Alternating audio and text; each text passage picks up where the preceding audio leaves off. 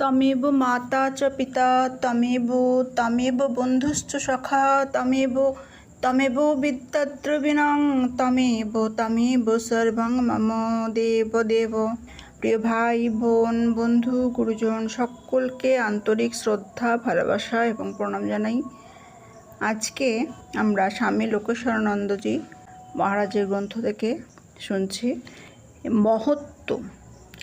মহত্ব এই কথাটি এক বিরাট কথা।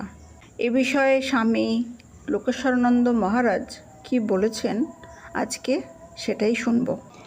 এক বা একাধিক বড় কাজ করলেই যে কেউ মহৎ হন তা নয়, তাঁর চরিত্র যদি মহৎ হয় তবেই তিনি মহান।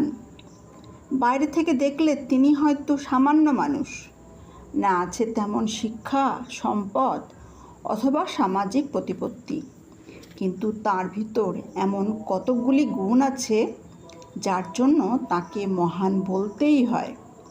তিনি যা কিছু করেন, এমনকি দৈনন্দিন ছোটোখাটো কাজগুলির মধ্য দিয়েও তাঁর গুণগুলি ফুটে বেরোয়। তার একটাই চিন্তা, কি করে সকলকে সুখী করা যায়।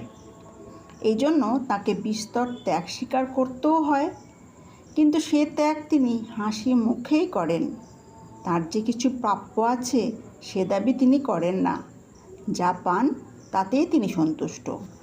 সাধারণ লোক, বিশেষ করে যারা তার পরিচিত এবং তার দ্বারা বিশেষভাবে উপকৃত, তাকে অবজ্ঞা করতে পারেন, কিন্তু তিনি সব কিছু মেনে নেন, ভাবেন এমনটিই তো হওয়া উচিত।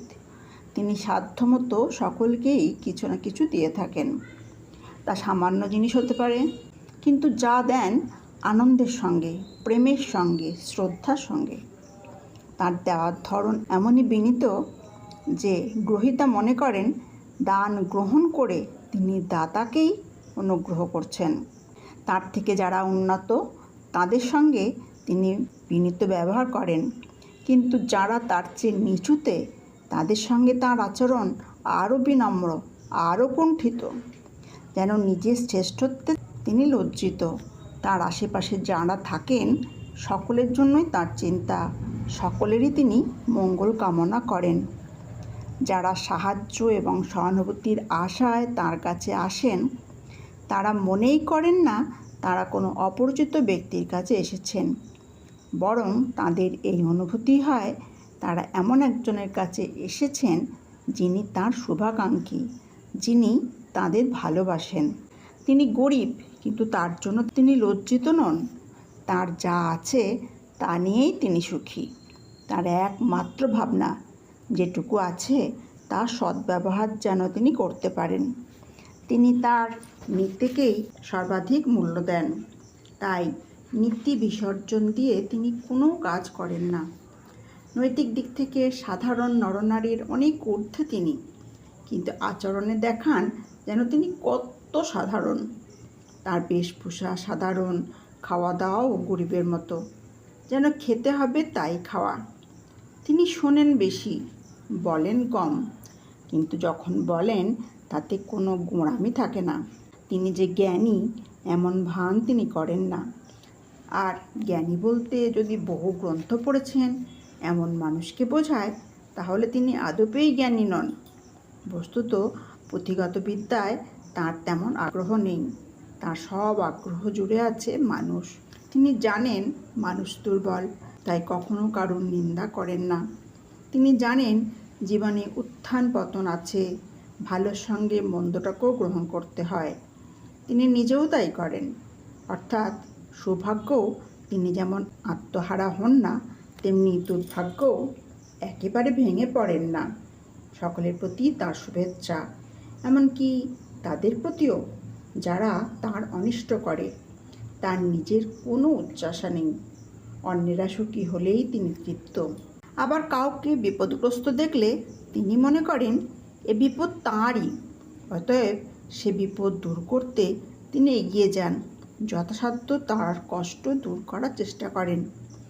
যিনি প্রশংসার পাত্র তার তিনি প্রশংসা করেন।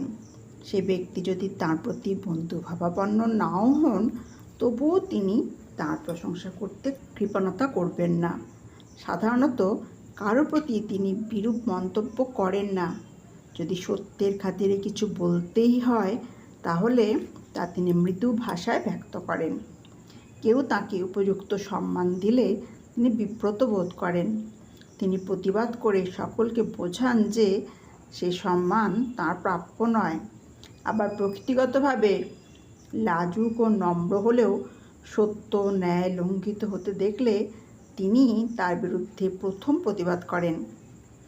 এমন সোনার মানুষ ঘন ঘন আবির্ভূত হন না, কিন্তু যখন আসেন তখন তার প্রভায় 10 দিক আলোকিত হয়।